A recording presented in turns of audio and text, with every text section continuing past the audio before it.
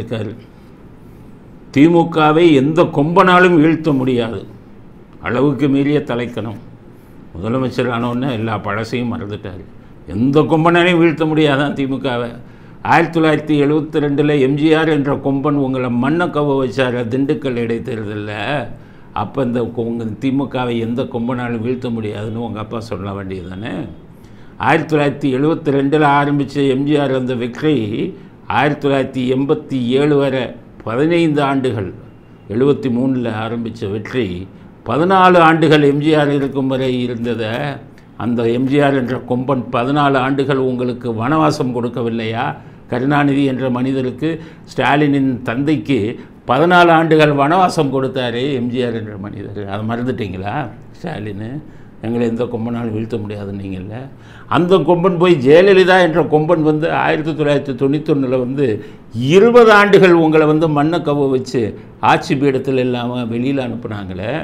அப்போ ஜெயலலிதா என்ற கொம்பன் உங்களை வீழ்த்தினாங்களே, அதை மறந்து போயிட்டீங்களா? அதுக்கப்புறம் இப்போ நீங்கள் வந்துட்டு ஆட்சிக்கு வந்தீங்கன்னா எப்படி வந்தீங்க? 126 சீட்டில் 118 சீட்டு தானே வந்திருக்கீங்க. 9 கட்சி கூட்டணியை கூட வச்சுக்கிட்டு நீங்கள் எங்களை கொம்பனால் எந்த கொம்பனாலும் வீழ்த்த முடியாது அப்படிங்கிற ஒரு தைரியத்தோட கேள்வி நீங்கள் கேட்கணும்னா, 9 கட்சி கூட்டணி வெளியில் அனுப்பிட்டு தனி கட்சியாக திமுக நின்று அதுக்கப்புறம் சொல்லுங்கள் திமுகவை எந்த கொம்பனாலும் வீழ்த்த முடியாதுன்னு. அப்போ ஒத்துக்கிறேன் உங்களை. 1977 எம்ஜிஆர் தனியாக நின்று ஆட்சியை பிடித்தார்ல, அது மாதிரி ஒரு எலெக்ஷன்லையாவது தனியாக நின்று ஆட்சி பிடிக்கிறதுக்கு உங்களுக்கு முதுகெலும்பு இருக்கா? 2014 ஜெயலலிதா என்ற பெண்மணி தனித்து நின்று 39 எம்பி சீட்டில் 37 ஜெயிச்சார்ல, அந்த தைரியம் உங்களுக்கு இருக்கிறதா? ஸ்டாலின், இந்த தைரியம்லாம் இருக்கணும். 4000 ரூபா ஓட்டுக்கு கொடுக்க மாட்டேன் அப்படின்னு சொல்லுங்கள். பிரசாந்த் கிஷோரை வச்சுக்க மாட்டேன்னு சொல்லுங்கள். போலி ஆதார் கார்டையும் போலி ஓட்டு அட்டையும் நாங்கள் தயாரிக்காமல் ஜெயிக்க முடியும்னு சொல்லுங்கள். அப்போ ஒத்துக்கலாம். எல்லா தில்லுமுலையிலையும் பண்ணிக்கிட்டு ஒரு 8 சீட்டை கூட ஜெயிச்சுட்டு திமுகவை எந்த கொம்பனாலும் அழிக்க முடியாதுன்னு சொன்னீங்கன்னா அதை எப்படி ஏற்றுக்கொள்ள முடியும் என்று ஸ்டாலினுக்கு நாங்கள் கேள்வியாக கேட்க விரும்புவோம். அடுத்தது மத்திய அரசாங்கத்தின் ஒரு அறிவிப்பு, வரவேற்க வேண்டிய ஒரு அறிவிப்பு. தேசிய விருதுகள் கொடுக்குற மாதிரி யூடியூப்பு சமூக வலைதளங்களில் சிறப்பாக செயல்படுகிறவங்களுக்கு படைப்பாளி, சிறந்த தேசிய படைப்பாளி விருதுன்னு கொடுக்க போகிறதா மத்திய அரசாங்கம் சொல்லியிருக்காங்க. நல்ல விஷயம். காரணம், நல்ல ஹெல்த்தி காம்படிஷன், ஆக்கப்பூர்வமான ஒரு போட்டி உருவாகும். யூடியூப் மூலமாக பல நல்ல விஷயங்களை சொல்லலாம். சோஷியல் மீடியா, சமூக வலைதளங்கள் மூலமாக பல நல்ல விஷயங்கள். இன்றைக்கி எல்லா விஷயங்களும் வெளியில் வந்திருக்க காரணமே யூடியூப்பும் சமூக வலைதளங்களும் தானே. அவர்களை ஊக்கப்படுத்தணும் அப்படின்னு மத்திய அரசாங்கம் நினச்சா அதை நம்ம வரவேற்றுத்தானே ஆகணும். அதனால் மத்திய அரசாங்கம் அவர்களுக்கு சாதனையாளர்கள் பட்டத்தை கொடுக்கறதுக்கு எடுத்த முடிவு சரியான முடிவு. இந்த பிஜேபியை பற்றி நாங்கள் பல விமர்சனங்கள் எல்லாம் வச்சுருக்கோம். டேக்ஸ், மக்களுக்கு வரி போடுறது, இதிலெல்லாம் நாங்கள் பல விமர்சனங்கள், கேஸ் ப்ரைஸ், பெட்ரோல் ப்ரைஸ், இதிலெல்லாம் நிறைய விமர்சிச்சுருக்கோம்.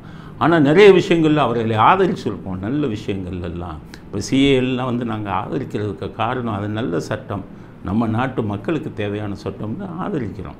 அதே மாதிரி இந்த விருதுகள் விஷயத்தில் பிஜேபியை உண்மையிலே பாராட்டணும். ஏன்னு கேட்டிங்கன்னா, தகுதியுள்ளவர்களுக்கு விருது கொடுத்தாங்க.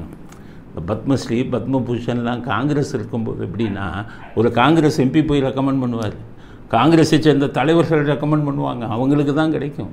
ஆனால் நீங்கள் இந்த பிஜேபி இருக்கும்போது பாருங்கள், 100 வயசை தாண்டின ஒருத்தரை கூட்டிகிட்டு அவருக்கு விருதுகள் கொடுத்தாங்க.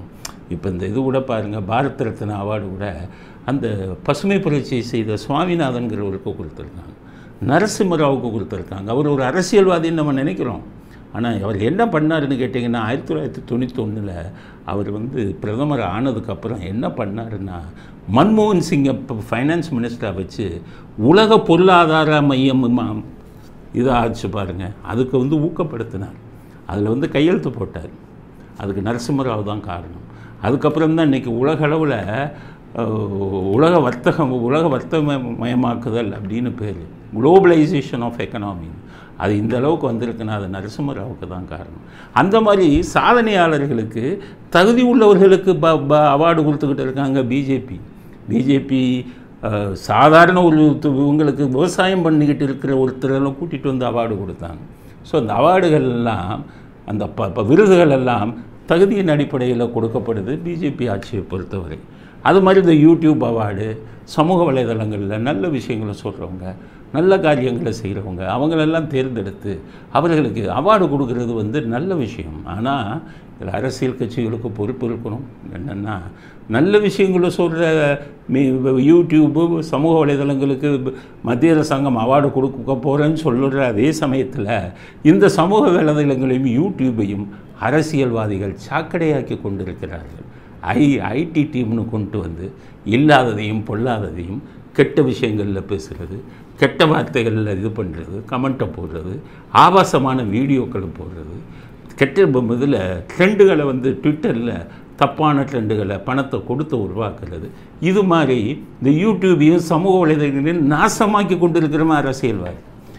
அதைத்தான் சொல்கிறேன். அந்த அரசியல்வாதிகளை திருத்தினீங்கன்னா நாட்டில் நிறைய விஷயங்கள் திருந்திடும், நல்லா ஆயிடும். முதல் குற்றவாளி இவங்க தான். அதுக்காகத்தான் அரசியல்வாதிகளை கடுமையாக எதிர்ப்பதற்கு காரணம், எல்லா அயோக்கியத்தனங்களுக்கும் காரணம் பார்த்திங்கன்னா முதல்ல அரசியல்வாதி நிற்கிறான். அதனால் மத்திய அரசாங்கம் கொடுக்க போகிற விருதுகள் வரவேற்கப்படும். அதே நேரத்தில் அரசியல்வாதிகள் இந்த சமூக வலைதளம் விட்டு யூடியூப் விட்டு வெளியில் போங்கன்னு தான் சொல்லணும்.